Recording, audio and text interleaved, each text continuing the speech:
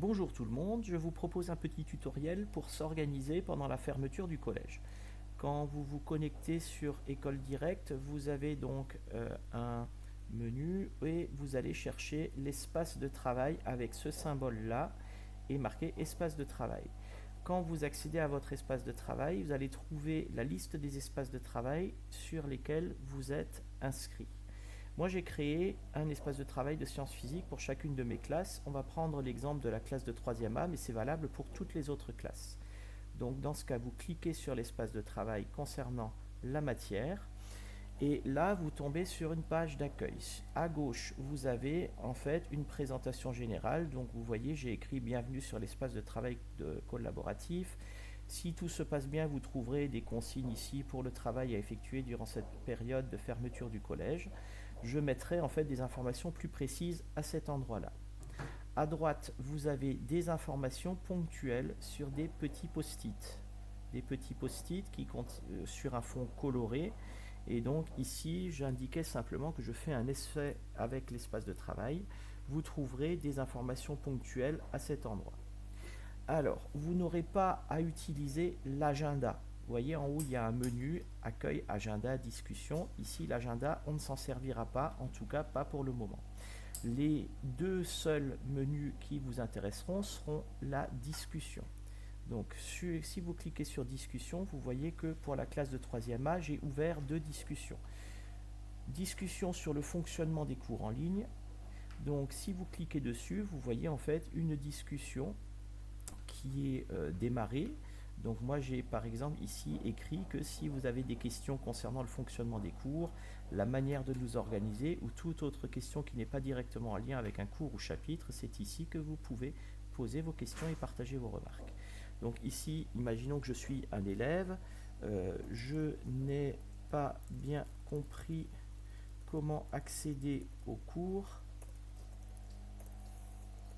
Pouvez-vous m'expliquer? Si jamais un élève poste cette réponse, on fait envoyer et vous voyez que le message se rajoute. Et n'importe quel élève, et même moi-même, je peux répondre à cette question. Donc là, je vais le supprimer parce que ce n'est pas utile. Voilà, donc ça c'est des discussions, des sujets de discussion. Ici, je peux mettre également des sujets de discussion qui vont concerner directement un chapitre. Vous pourrez engager une discussion sur le chapitre M2. Bon, ça ce sera personnalisé en fonction des chapitres que j'ai avec chacune des classes. Et enfin, vous avez donc le menu Cloud.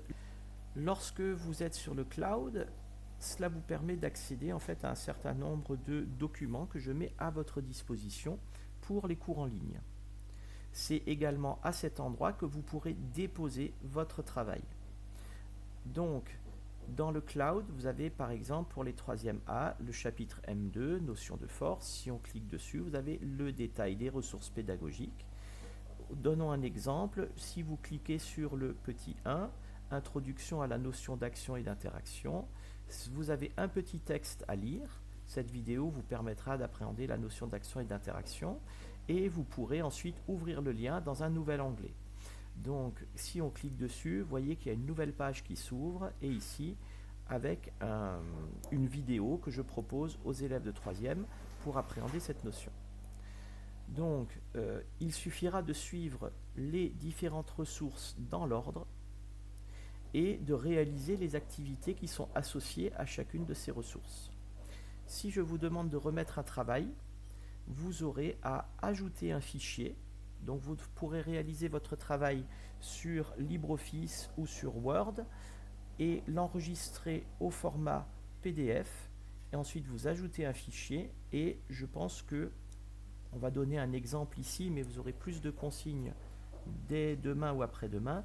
Je vais ajouter par exemple un dossier où ici on va l'appeler travaux ou on va l'appeler devoir aussi, devoir, et donc quand on clique sur devoir, vous êtes à l'intérieur du répertoire devoir et ici vous cliquez sur ajouter un fichier et là ça va vous permettre d'ajouter le fichier qui correspond au travail que je vous ai demandé.